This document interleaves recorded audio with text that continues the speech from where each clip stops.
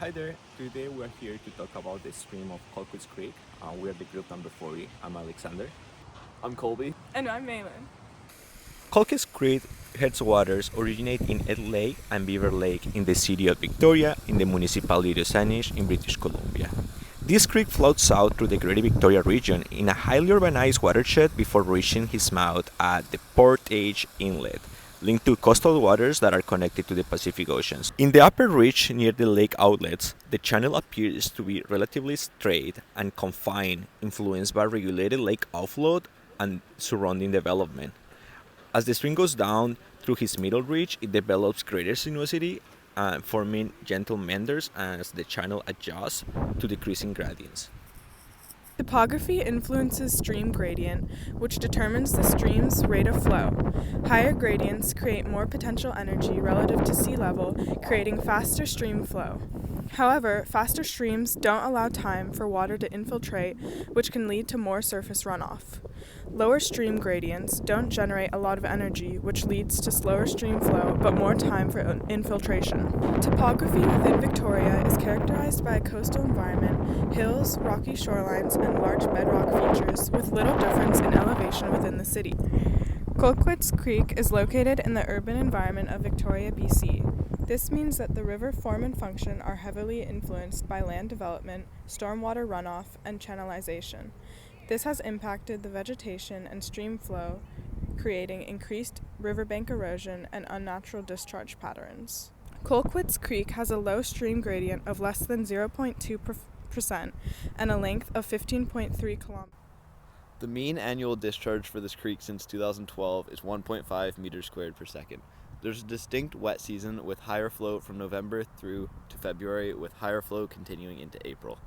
The mean flow for each of the wet months is 2.5 for November, 3.1 for December, 2.1 for January, 2.1 for February, and then following that with the slightly drier months is 0.9 for April and 1.1 for March. The rest of the month have a mean of 0.6 or less, except July that says it has a mean of 3.5, but I believe that is misleading as all other years are under 0.15 except for 2016, where it had a This all makes sense as the rainiest months of the year are in the winter, so the highest flow fits there well. As for the anomaly in July 2016, unless there was a large dump of water from human activity, I believe this data is false, as there was only 13 millimeters of rain that whole month. This creek has many floodplains. They are essential to all rivers as they allow, when there is higher rainfall and higher discharge, for the river to rise without causing mass destruction and landslides all the way throughout it. Floodplains are created when the river meanders as it slowly erodes back and forth, creating a wide, deep valley, and then when it floods, it erodes a new channel and leaves the rest of the old channel as a floodplain. These point bars are the positional features formed by the inner bend of the meander, where the flow velocity decreases, and this riparian vegetation has been restored in this area to counter past channel modifications and to stabilize the bank, reducing erosion and enhancing the channel stability.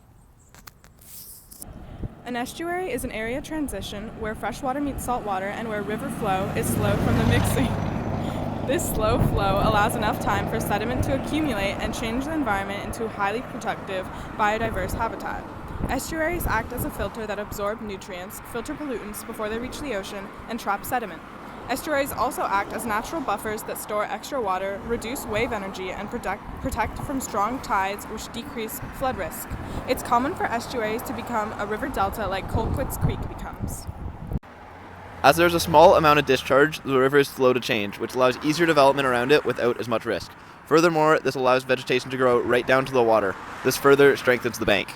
The development around this creek causes a lot of harm to the creek and wildlife that live around it.